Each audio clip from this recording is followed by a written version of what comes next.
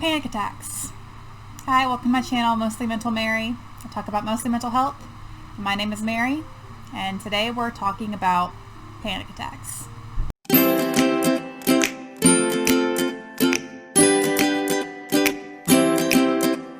It's one of those things that's used in common language in society, but incorrectly, because people without an anxiety disorder and without a panic disorder will say things like, "Oh, you gave me a panic attack," or something along those lines. It's used kind of in the same lines when people say, "Oh, you gave me a heart attack." "Oh, well, you gave me a panic attack." And it's like, it's not, not really. And that's a problem because it takes what a panic attack is and kind of reduces it down to having a freak out moment. And a panic attack is not just having a freak out moment. So to clarify, if you have an anxiety disorder or if you have anxiety, that does not necessarily mean you will have panic attacks. There is an anxiety disorder where you can have extra anxiety moments, but there's also something called panic disorder, which often coincides with anxiety disorder, in which you're more likely to have panic attacks. I have both a generalized anxiety and panic disorder, so I have dealt with a lot of panic attacks in my lifetime. In fact, before I was on psychiatric meds and seeing a counselor regularly, I got to the point where I was having a panic attack every single morning, sometimes multiple in a day, and it was the worst time of my life. So what I want to do in this video is just kind of tell you what a panic attack is like for me, or what I've heard from other people that are in my life who have had panic attacks, what that feels like. But by no means does this mean that this is what all panic attacks are like. I know that there are some people whose panic attacks are very different, and I don't want to say that this is the only way, I don't want to say that this is end all be all for what panic attacks look like, feel like, etc. This is just what I experience and what I've come up with. Once again, I'm just a mental health advocate and someone who deals with lifelong mental health issues, but I am not a doctor or a professional in any way in this subject, so make sure that you take that in mind. So I have put together a list of what there are some things that it feels like when you're having a panic attack. And some of these are physical and some of these are mental. I was going to break it down at first and talk about the physical and then talk about the mental, or vice versa. But a lot of this is so intertwined that I can't break it down and say this is what's happening inside my head and that's what's happening with my body, because they're intertwined. And you can't separate them, because a panic attack is so physical while being mental at the same time that you can't separate what's going on. It's all happening at once. It's all coinciding. So I'm going to list some things that are physical and mental, but realize that those things might be both, like a physical thing that's happening but also a mental thought that I'm having at the same time. For example, the first one is a very common one, and that's the physical feeling and mental thought that my lungs are too small. So this is a mental thought of, oh my gosh, I can't get enough breath, and a physical feeling of not being able to get enough breath. A lot of people experience the feeling of hyperventilating. This is less common for me, the hyperventilating thing, but it's more like I can't take deep enough breaths. So that's what's happening in the chest area. And then if you go down to your stomach area, this is really common for me, a feeling of nausea. I at least dry gag, if not full on vomit, with every panic attack that I've ever had. I think that is the case because a panic attack is basically a really severe triggered form of your fight or flight response, and so much so that your body is malfunctioning rather than getting ready to fight or flight. However, that's the basis for it, because you're presented with something that you think is scary or giving you fear, so you're having that fear response of fight or flight or freeze. And I believe that my main response is flight, And so I tend to vomit because you can't have anything in your stomach if you're going to run really fast.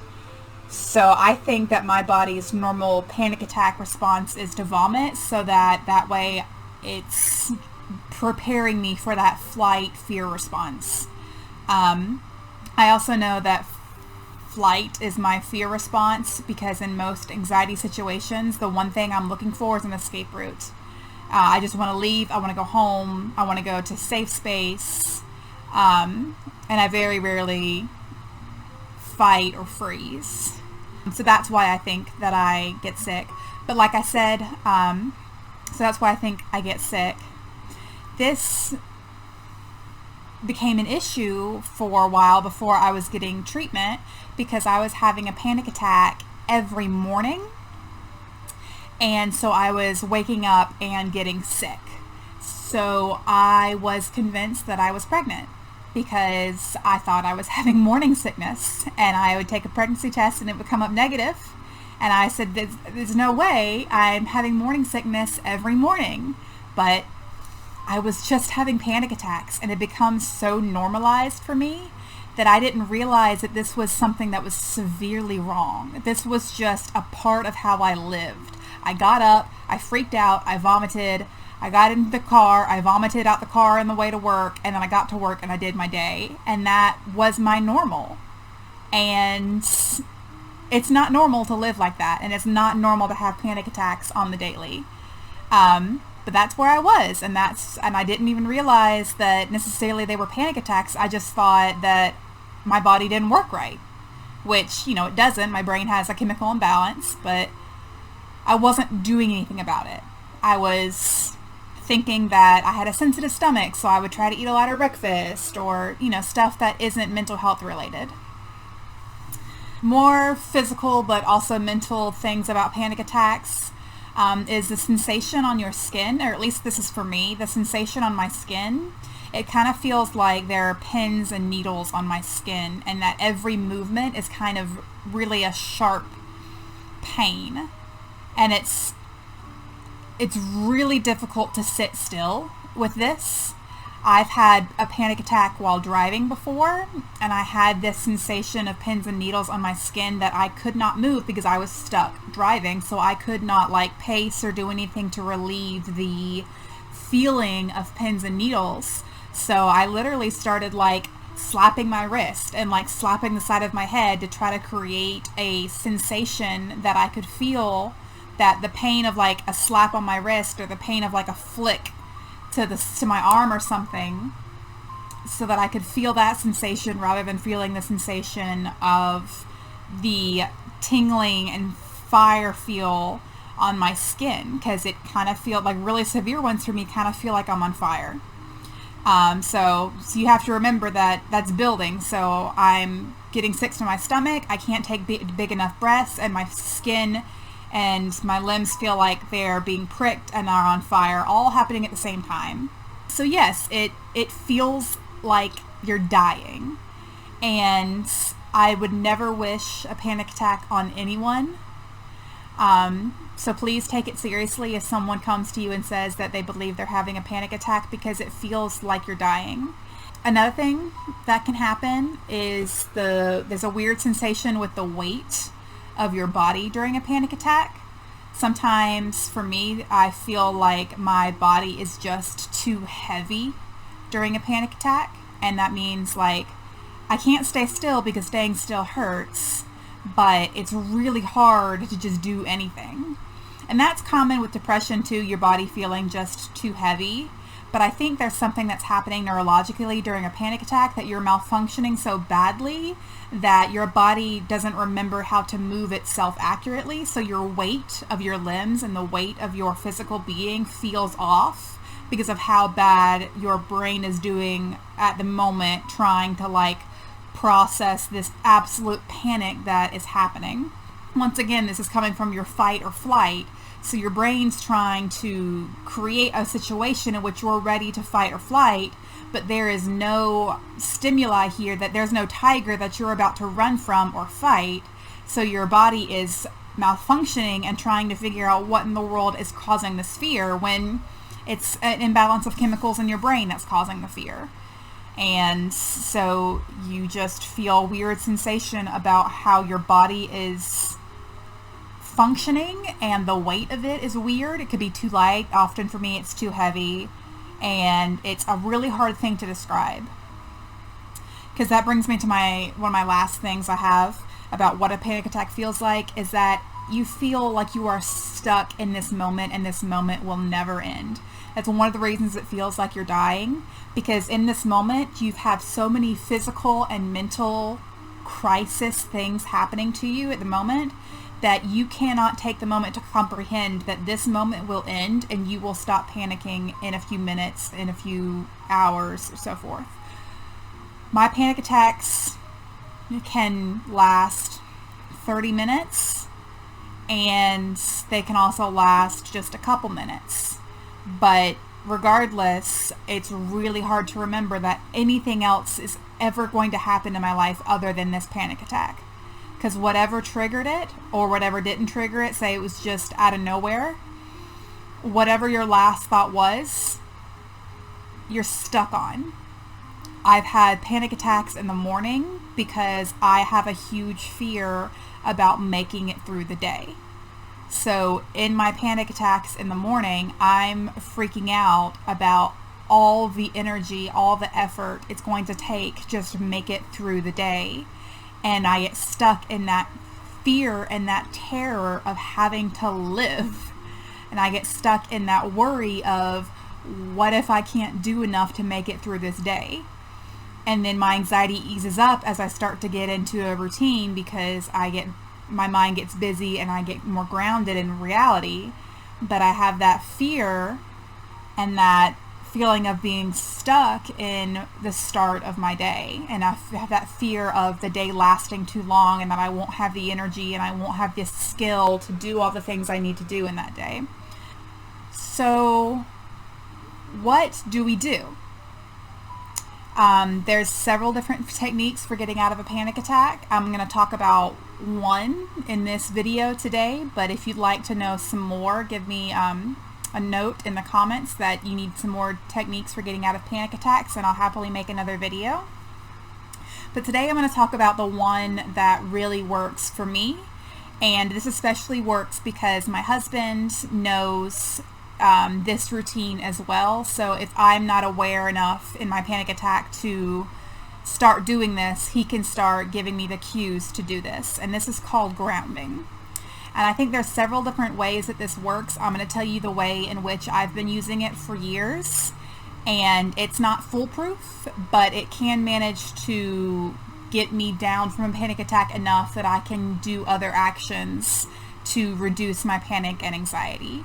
So it's not a foolproof, you're not having a panic attack anymore. It's just a skill or a strategy that can bring you down from a 10 to maybe like a 7, so that you can do other things to bring you down to a normal. So it's called grounding. It's got a 5, 4, 3, 2, 1 structure. And you can do it with yourself by telling yourself to do these things, or you can have someone in your life that is experienced in knowing what a panic attack looks like for you, and so they can do this for you. So the first thing is to look for 5 things you can see. So you stop and you look and you shout out, you stop and you say 5 things you can see.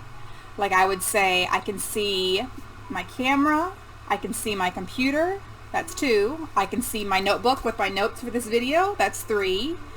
I can see my legs, that's 4. I can see this blanket, that's 5. 5 things you can see. Now this next one is 4, and that's 4 things you can feel. And I'm not talking about emotions like what do you feel, because that's the last thing you want to do during a panic attack. I'm talking about 4 things that you can have the sensation of touch. So if I would say right now 4 things I can touch, or 4 things that I can feel the band of my pants on my stomach. I can feel my hair on my shoulders. I can feel my butt sitting on the floor, I can feel my butt sitting on the bed, and I can feel the watch around my wrist. Alright, so then 3 things you can hear. I can hear my own voice, I can hear my fan, I can hear some background music. 2 things you can smell. I can smell my candle. I can smell my hair. 1 thing you can taste. I don't have anything nearby, but I can kind of taste the Mio I had earlier.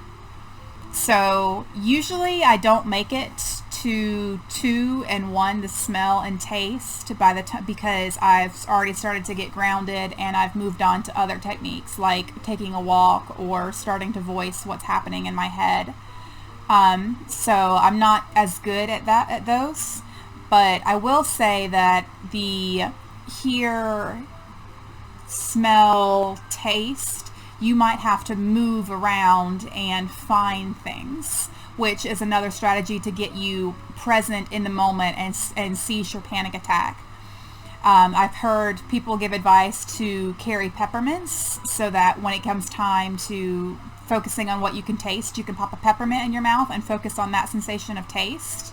One of the reasons that I use essential oils is for the grounding technique. I usually wear a necklace or a bracelet with the essential oils, and that way if I need to ground with the sense of smell, I can use my bracelet and smell it, or my necklace and smell it, and that's one of the things I can smell. I often will use my hair to smell as well, as I showed you just now. Once again, this is called grounding. I'm sure you can look it up. There are several other methods of using it, and it is my #1 go-to to get out of a panic attack. So I hope you don't need to try it out, because I hope you're not having panic attacks, but if you are, please feel free to try this out. Don't get discouraged if it doesn't work the first time you try it, because it is something that you need to keep trying.